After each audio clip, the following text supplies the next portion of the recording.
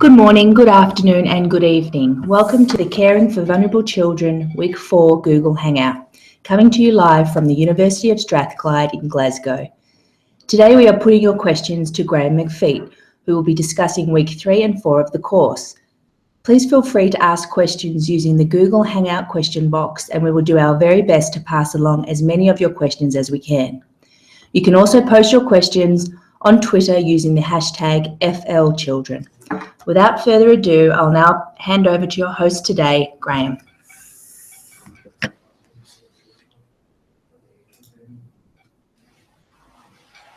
Hello everyone, and welcome to the Google Hangout. We're now at just come towards the end of week 4 of our Caring for Vulnerable Children course. So I'm glad that you've stayed with us for the 4 weeks. We've had lots of really interesting contributions and discussions going on right across the 4 weeks of the material. So that's really good to see.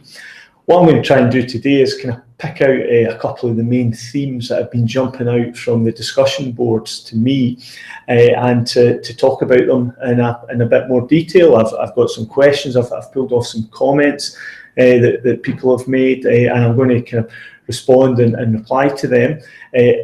I hope that won't be the end of the conversation. I'd like to think that there could be further responses to what you're hearing from me today. So when on the page where the Google Hangout is, kind of feel free to post further responses, because I'm sure I'll say some things that, well, hopefully some people will agree with, but I'm sure I'll say some other bits and pieces that other people might have kind of slightly different views, slightly different takes, different experiences of, and we're keen to get as much discussion going as possible. I mean, just before we get into the topics that we're going to cover this week in the session, I mean, it's really pleasing to see that the numbers and the level of participation that we've got. We've now had over 7,600 people register for this run of the course. We're not yet at the end of week 4, and we've had over 77,000 completed steps, which is fabulous. And I guess more pertinent today, we've had over 15,000 comments. So obviously what I can't aim to do today is to respond to all of those comments. So I've got kind of quite a small selection of comments and questions that I can respond to, and hopefully we'll get some good discussion going.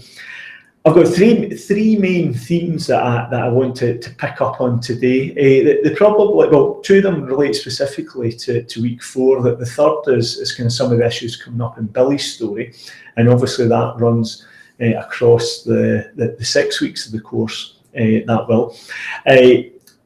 I'm going to start with the subject of love. In the week 4 material, you would have had the chance to listen to my interview with Jenny Malloy. And as is always my experience, and I've had the pleasure of hearing Jenny speak at conferences and events a couple of times. I've read her books, I've read some of her material, and obviously I was involved in the interview with her, and she's a hugely impressive individual who I think has got some really important things to tell us about the experience of many looked after vulnerable children, and messages and lessons that we can take from her experience, and how she's made sense of that care experience and moving on to adulthood, and how she continues to advocate for looked after and vulnerable children. And in many ways, the response on the boards to Jenny's input was no more than I would have expected. There's an awful lot of comments and people talking about how impressed, how moved and how touched they've been by listening to Jenny speak. And I mean, she has a real kind of emotional impact in terms of kind of some of the things that she's talking about. And obviously one of the things we were keen to explore with Jenny was the issue of love. And a reason for doing that is kind of quite purposeful, because for many years, and it's still kind of pretty much the case, I would say, certainly within a UK context, that when we're talking about looked after and vulnerable children, there's a bit of a hesitancy about using the word love. And part of that is kind of tied up in the discourse that many kind of looked after and accommodated children have poor care experiences. They might be subject to kind of further abuse or problems, and the word love somehow getting tied up with are being deemed as inappropriate, and somehow being unprofessional, and boundaries being crossed, and this notion that workers should be there to do a job and then they go home again. So the word love in many ways in this kind of care context has become a bit of a taboo in many ways, and I'm really glad that I think increasingly now that's been challenged, both in a practice sense, but also in kind of terms of kind of academia and policy as well, and almost kind of trying to reclaim the notion of kind of what care should actually involve, and what we would want looked after children to feel and experience, and we want children to grow up with good, happy childhood experiences, to feel claimed, to feel cared, to feel cared for, and to feel loved. And I think Jenny spoke really eloquently about that, about being able to link her own experience in terms of what some of her social workers or residential workers were doing, and how they were with her, and how they communicated things to her that made her know that she was cared for, she was absolutely loved. And some of your comments that you posted kind of give it a real sense. That I want to start a comment that Barbara Chapman made, and so thanks for your comment, Barbara. And Barbara, she commented how she thought it was an excellent learning experience, getting the chance to listen to Jenny, and kind of recognising that when children are cared for in this sort of way, in the correct way, it can really change lives. But she comments on the fact that we often hear the bad stories about state care, but rarely the good stories. It is great to hear that with the right people and skills and supportive regulations, the outcome can be positive and really turn lives around. And I guess the reason I'm picking that out about we often hear the bad stories about state care, and this is a Scottish context, but sadly in Scotland this week, our news channels and our newspapers have been filled with the conclusion of a high-profile murder case, a 2-year-old boy who was murdered by the hands of his mother and his mother's partner.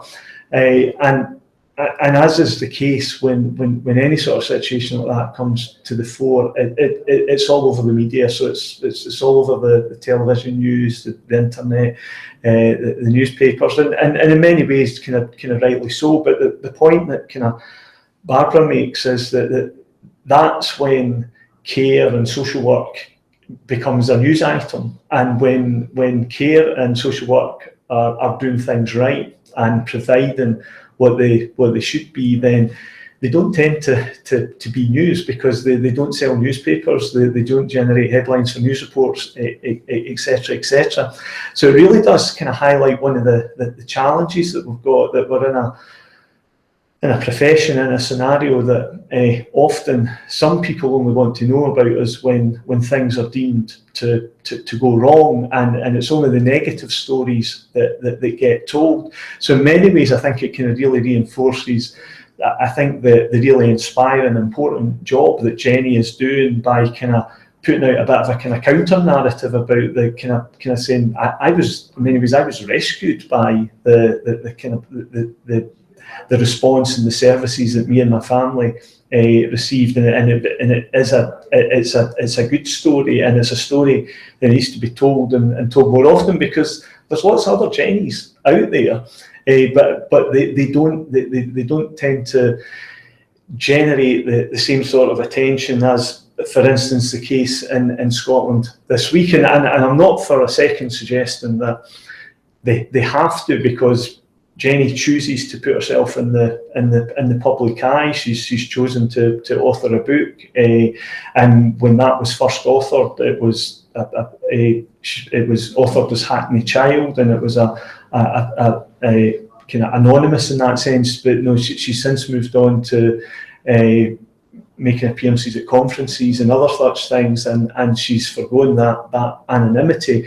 So I'm not suggesting for a second that other people should have to buy into that way of being, but I think there is this notion of kind of how we challenge some of those stories. So I thought it was interesting to read Barbara talking about that, it's good to hear a good news story. With another comment here from Nancy Bryden. So Nancy, thanks for your comments also. I'm just going to read out a little bit of Nancy's comments. She started by saying she loved Jenny's input, and she said the essential bit here that I gained from Jenny is to stay real. Deal with your own insecurities that hold me back from giving it my all. Be confident and passionate about helping and healing. And that kind of really jumped out at me, because it's the complete opposite of the notion of somebody just going in and doing their job. And Nancy, what she was getting from Jenny's discussion, and going back to, I guess, that phrase I used earlier, Jenny is able to reflect on the fact that there was people who were caring for her, and she absolutely knew she was cared for, she was loved. They claimed her, they gave her that security.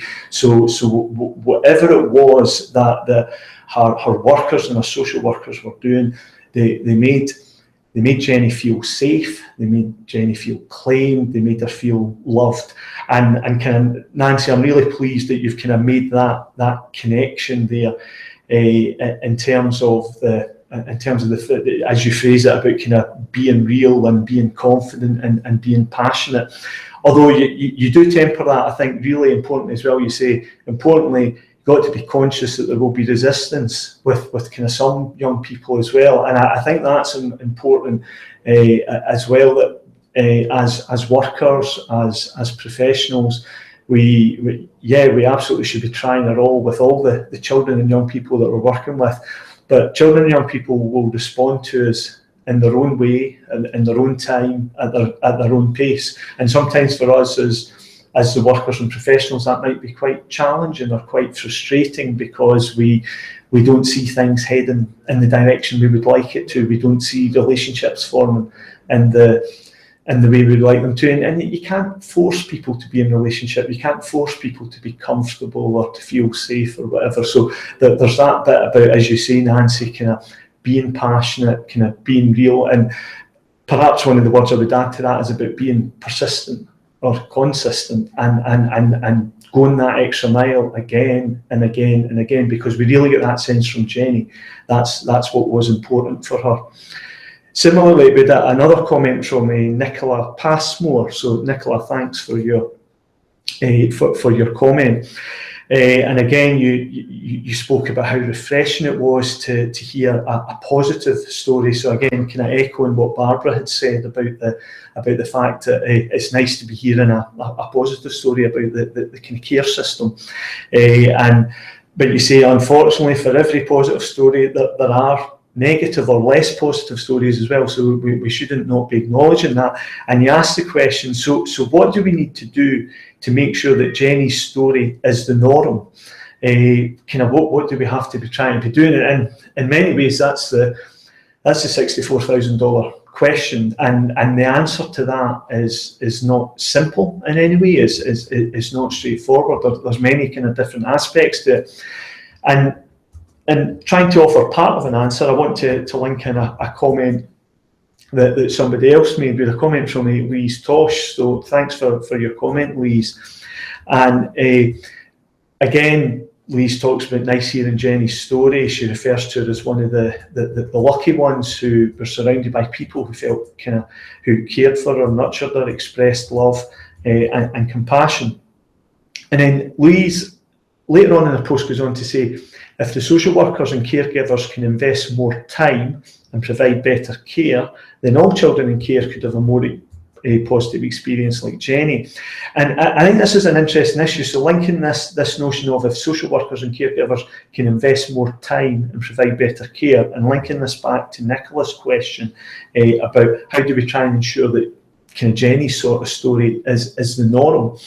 I think one of the things that we've got to acknowledge, because if we begin to kind of take the lessons from Jenny's story about kind of what is it that can contribute to good, loving, cared for relationships, and it's about that persistence, it's about that availability, it's about staff kind of very much seeing it as not just a job, but a kind of something kind of far more human and far more meaningful than that. But this issue of they can invest more time, I think it is important to acknowledge, and again, kind of very much within a UK context, but from what some of the literature and research would suggest, that this isn't just limited to the UK, as budgets and resources for a lot of both state agencies and kind of voluntary and charity-based organisations become more stretched and more tight, it becomes more and more challenging for the professionals involved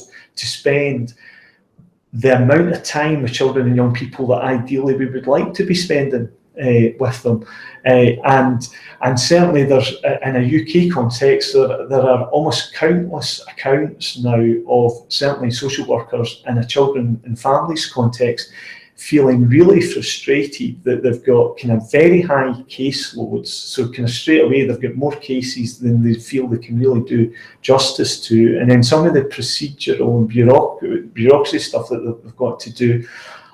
These two things combine to limit the amount of time that they can actually spend in the company of the children and young people and the families that they're supposed to be working with.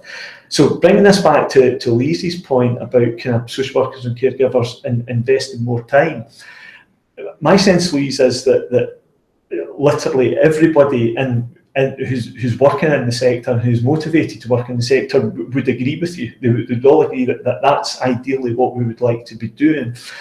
But we're operating in a set of circumstances where that's not always kind of simple or easy to achieve. So we do have a number of challenges in terms of kind of how we take that forward.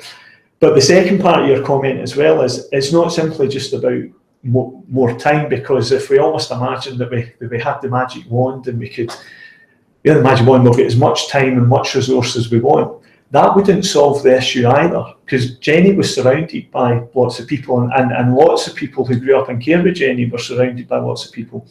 And Jenny had one experience, but other people have different experience. So it's not just simply about people being available and being surrounded by people. It brings us back to this issue of the workers claiming, the workers kind of going beyond just the task, the job of being a carer, and about actually being something that comes from the heart in terms of kind of being in relationship with young people and young people feeling truly cared, claimed for, loved, and the security and belonging that can come from, and I'm aware how many times I've used the word love just in this little discussion, but there will still be a number of professionals in a number of settings who will be reluctant or hesitant or resistant to use that word for fear of how it might be misinterpreted, and it has got tied up in the whole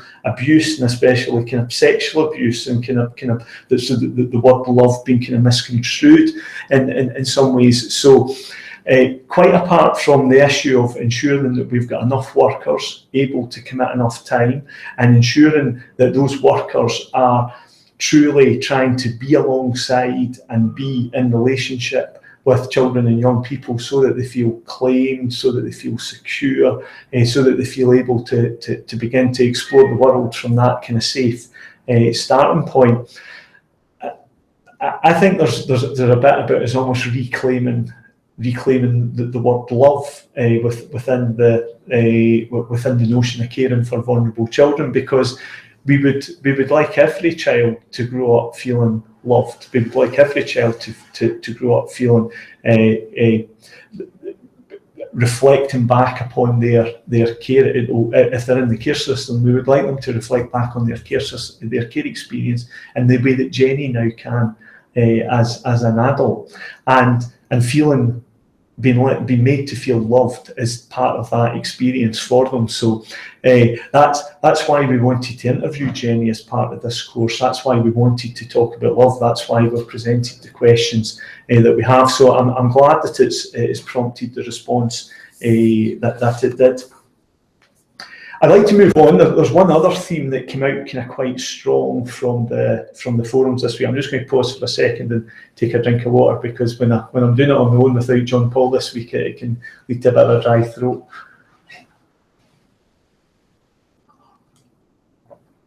Thanks very much. Now, one of the other subjects in the material this week was the issue of risk averseness and risk competence, and we presented you with some material and asked you to think about that. And this isn't a completely new topic this week, because we started back in week 1 asking you to think about kind of risk and vulnerability and such like, but we've become a wee bit more focused this week in terms of thinking about this issue of kind of risk averseness and risk competence. And you would have heard me speaking this week and kind of asking posing the questions about, there's a bit of an argument to say that we've become, certainly again within a UK context, become increasingly risk averse, and is that a good or a bad thing, and kind of what are some of the reasons behind that? And my goodness, did that stimulate a lot of discussion and questions, and there's a whole load of kind of comments there, which I'm really glad about. I want to start with a post that was made by Rachel Ward. So thanks very much for your post, Rachel, and your post is kind of quite an impact, especially when I kind of went on to read the second half of it, and it highlights a couple of really important things. So Rachel kind of talks about her experience reflecting upon moving from a child to become an adult. Now Rachel is based in Cape Town in South Africa, and part of her post really kind of captures kind of quite clearly how this issue of risk averseness and risk competence and how we manage issues of risk is very culturally and context specific. And I'll just read what she says. So she says, in Cape Town, she's based in South Africa, there are a lot of living areas that are controlled by gangs. Shootouts happen on a daily basis. Somehow these children become so used to it, it hardly bothers them. But this is a very dangerous situation to be in for any person. And she goes on to reflect upon the kind of some of the challenges involved in that. And I think that example kind of captures really, really vividly that we've got to acknowledge that when we're thinking about the issue of managing risk, that depending upon kind of where you are in the world and your kind of lived experience and your lived situation, then one person's definition of risk and what risk competence will involve could be very different to another. So kind of thinking about the example that Rachel is speaking about there, and the notion that kind of somehow these children become so used to it, and I can imagine by the implication the adults and parents involved in caring for these children, if that's your norm in terms of what's deemed risky or not risky, would be very different to if we take, for example, Billy's story's fictional, but it's very much based in reality. So your average child kind of grown up in Glasgow in Scotland, where our story is told. So notions of kind of risk averseness and risk competence kind of very much being culturally and context specific. So Rachel, thanks very much for your post, and quite a kind of powerful example in terms of kind of illustrating that contextual a kind of theme that we've always got to be aware of. There was a number of posts that had a kind of similar theme, and a comment here from Rebecca Griffiths, so thanks for your comment, Rebecca. And she says, I think we have definitely gone down the route of being too risk averse. Okay, so and there's a number of posts and often when I engage with students and practitioners about this subject, that's a refrain I'll hear kind of quite consistently. We become too risk averse. And she actually talks about in schools, it often feels like we are tied down by rules, regulations, and red tape. And again, one of the settings where I hear this getting spoken about most often is in school and educational settings. And it's interesting because there was a number of people commented how they enjoyed one of the pieces of reading that we pointed you towards this week, and it was the piece by Gabriel and Sylvia talking about a social pedagogical approach to risk competence, and that. No, it's interesting within that paper and within social pedagogy, talking about risk competence rather than risk assessment as such. So the starting point is that to become rounded individuals and to function, we need to be able to manage risk, because every day we'll encounter things and we've got to kind of weigh up and decide weigh different things up and decide the best way to respond and the best way to ask to react. So we need people to have this notion of risk competence in terms of kind of that decision making process, that kind of weighing things up.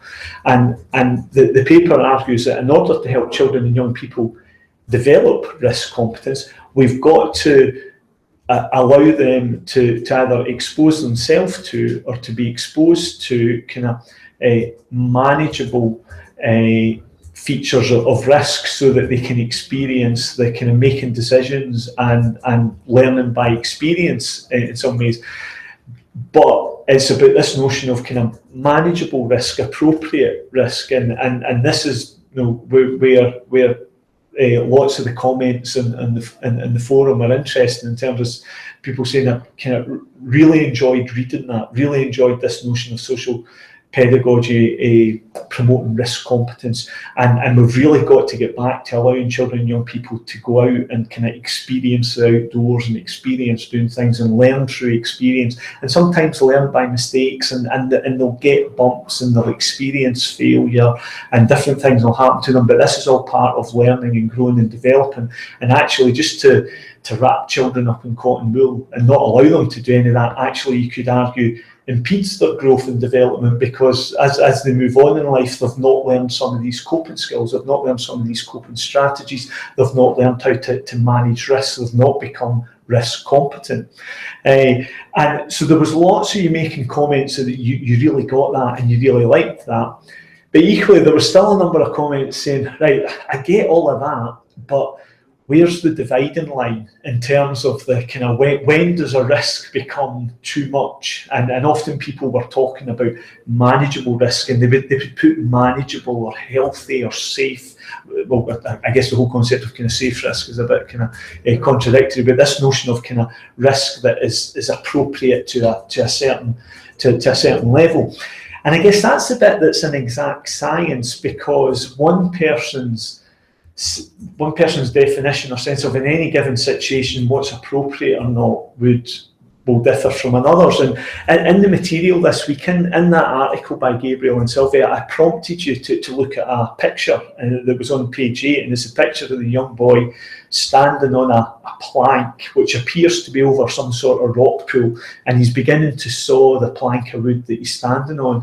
And that's something I use in class with students kind of quite often when we're talking about this subject of risk competence. And I'll put the picture up and just say, right, what's your reactions to that? You see them looking at it and they're trying to make sense of what's going on.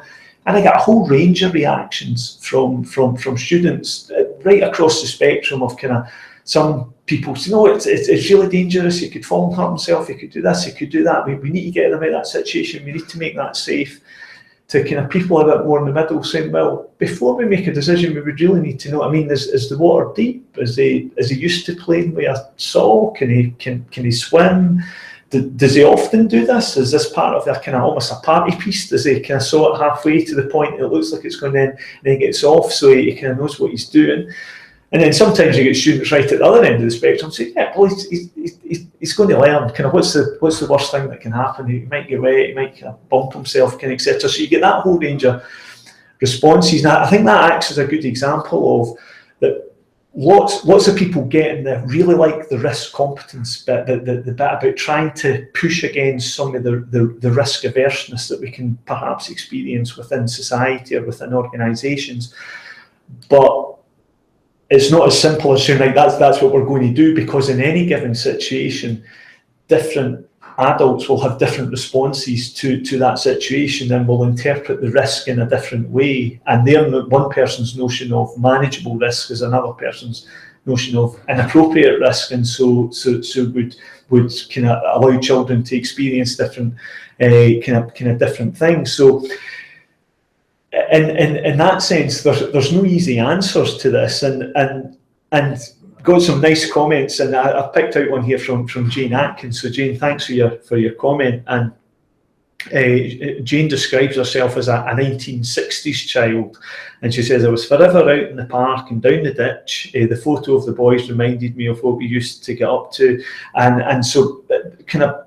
And this is something I kind of hear quite often, certainly kind of from people from a certain generation, almost lamenting that this kind of lost experience of kind of childhood, and kind of a lot of people reflecting on it was far more normal or routine for children at a certain time to be out experiencing things, and whilst perhaps parents or professionals weren't speaking about risk competence, actually that's what was going on. Children and young people were kind of experiencing life in a way that certainly in a UK context some don't now, and a number of comments, kind of people, I say, almost kind of lamenting this kind of lost thing, saying that, you know, we've got the kind of red tape, we've got risk averseness, and we need to get some of that back.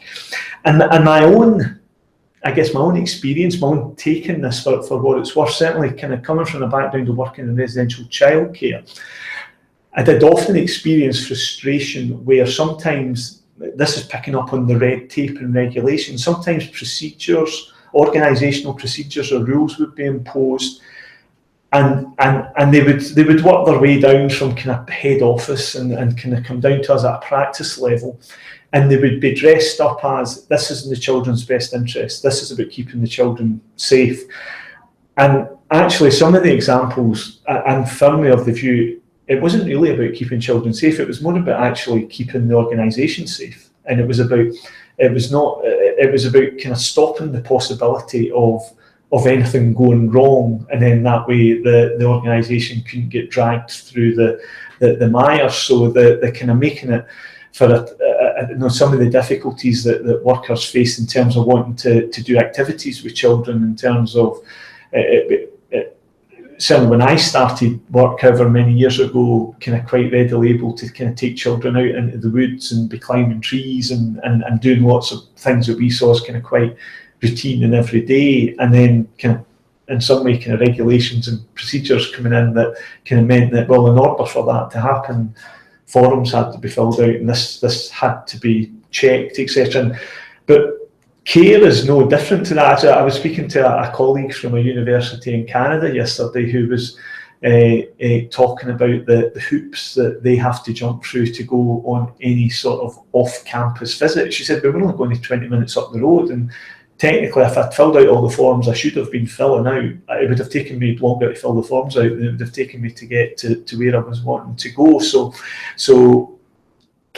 services for children and care services are by no means kind of exclusively impacted upon this notion of organisations becoming more procedural and risk averse. And we've got quite an interesting question. I'm going to ask the question. I'm not sure that we could have a whole 6-week course just trying to answer this question. But actually, there's a couple here. So Sue Walsh, thanks for your question, Sue. Says, I'm interested to know what factors have contributed to this nation. Now, you don't actually say what this nation, I'm assuming is the UK, this nation becoming so risk averse. Are they historical? If so, why? Well, I'm not going to say I think I know what the answer is here, but kind of picking up on some of the other comments, so particularly the one from Jane Atkins and some of the other ones, I think people like Jane and that would argue, well, historically perhaps we weren't that risk, or we weren't as risk averse as we are now, because we've got lots of people telling us that their experience of childhood was a bit more kind of liberated in that sense. So clearly something has changed in terms of this notion of kind of risk averseness. perhaps one of the things, and I guess we can't see attitudes to risk in complete isolation, because the way, certainly within a UK context, the way society is organised, the way that we live has changed. And certainly, if I'd kind of draw on my personal experience, thinking about my grandparents, when they used to speak about the experience of growing up far more than norm to be part of a large extended family that all lived close to each other within kind of quite close-knit communities. So when children were out and about, they were very rarely either on their own or out of sight completely of anybody that knew them and knew of them and knew about them and had some sort of care responsibility for them. And as society has changed, as work patterns have changed, as family structures have changed, then that's not necessarily the norm. And so when we've got families living in kind of a more isolated experience, then it's more of a thought to be sending children out on their own, because once they're out with the front door of the house, then they've not got as many people out there that know them or might be looking out for them. So thus it might be deemed to be more risky or more scary in some way. So adult responses are different. So I don't think it's just as simple as we've become increasingly risk averse. I think society has changed, the way society is organised has changed, the way we live our lives has changed, and so attitudes to risk have changed alongside that. And I think we'll get about kind of roughly 5 minutes or so to go. There was just one other kind of question in relation to risk averseness that I wanted to pick up on, and Beverly Skoltalk, I think that's how you pronounce that. So Beverly, thanks for your question, and she's commenting on the same thing about the many parents these days believe it's unsafe to let their children play outside unsupervised, too many dangers, too much of this phrase stranger danger, and she asked the question, is there more danger these days, or is it simply public perception? And again, in many ways, that's the $64,000 question here in relation to this, and different people will argue differently. Kind of some people will say, is it any more risky, and it's just the fact that kind of public attitudes have changed, or is it a case that these risks have always been there and we weren't necessarily aware of them? I'd be keen to hear what other people think about that. So perhaps on the Google Hangout page, kind of post comments about kind of what your thoughts are about that, about this notion of risk averseness. Is it that society is becoming, are there more risks and dangers out there, or is it just that we are managing them in different ways and we've got different attitudes towards it? One last thing I just want to touch on before we go, and that's Billy's story. We're obviously at week 4 now. Billy's story continues to engage lots of comments about kind of people feeling kind of really connected with the story. I've got just 3 comments that I want to pick up on. One is Philip Lewis, so thanks for your comment, Philip. And what I really I think, Philip, you offer a good analysis of kind of where Billy's at. What I really like was the fact that you place an emphasis on, despite the fact that you can see Billy's mum is experiencing difficulties, that the real strength of relationship that's there. And in terms of thinking about kind of Billy and the strengths that Billy's situation has got to offer, then actually that his relationship with his mum being key. And in a sense, some other comments, Sarah Alford kind of picks up on kind of some of the same things. So thanks for your comment, Sarah. And Sarah talks about how if we're going to support Billy, then perhaps actually supporting Billy's mum is going to be one of the most effective ways of doing that. And what I really like is that because often in relation to Billy's story or other stories like Billy, sometimes I think it can be easy for those external to the situation and assessing it to start condemning parents or carers and kind of blaming them in some way and not recognising the strengths that are there. And I'm really heartened to see comments that show a really kind of nuanced understanding of the complexity of Billy's situation and a compassion about certainly the situation of Billy's mum, and recognising, actually, far from condemning or Billy's mum and giving her a hard time, actually what we need to be thinking about is how we can support Billy's mum to help you in a better position to really strengthen that relationship with Billy. So Philip, Sarah, brilliant. I'm really kind of pleased to see those sorts of comments. One last comment from Gary Daniels, and he's participating from Los Angeles. Thanks for your comment, Gary. I'd encourage everybody to read it. Gary talks about a family preservation service that he's involved in Los Angeles, and it's about trying to put support into families to help avoid crisis, to help keep families together. And this is a theme that we'll very much kind of pick up on in weeks 5 and week 6. I don't want to give anything away about Billy's story, but so we'll kind of let you see how that goes. But this notion of the often, and picking up on what Sarah says, the most effective way of sometimes supporting and caring for kind of children and young people is to put more systemic supports into the family system rather than dealing with children in isolation. And although what you talk about, Gary, sounds great, I wonder if you suffer from some of the same resource issues and some of the time issues that we mentioned earlier as well. And again, that's something we'll come back to, especially in week 6. But I've come to the end of my allotted time. I hope that you found the conversation interesting and useful. I'd be really keen to kind of read any comments or responses or thoughts that you've got, either if you've been watching live or if you're watching the recording in YouTube afterwards. So please continue to go onto the page, kind of post comments. I'll keep an eye on it and get some conversations going. We'll be moving on to week 5 next week, and myself and John Paul will see you for the week 6 Google Hangout at the end of the time. So have a good week. Okay. Thank you, Graham, and thank you to everyone who participated and tuned in today. To all those watching, we look forward to receiving your feedback. Don't forget, you can use Twitter to contact us with any feedback and comments you may have regarding the course using the hashtag FLChildren. We look forward to seeing you at the next Google Hangout in week 6. We hope you'll enjoy week 5 of the course. And from everyone here in Glasgow, thank you and goodbye.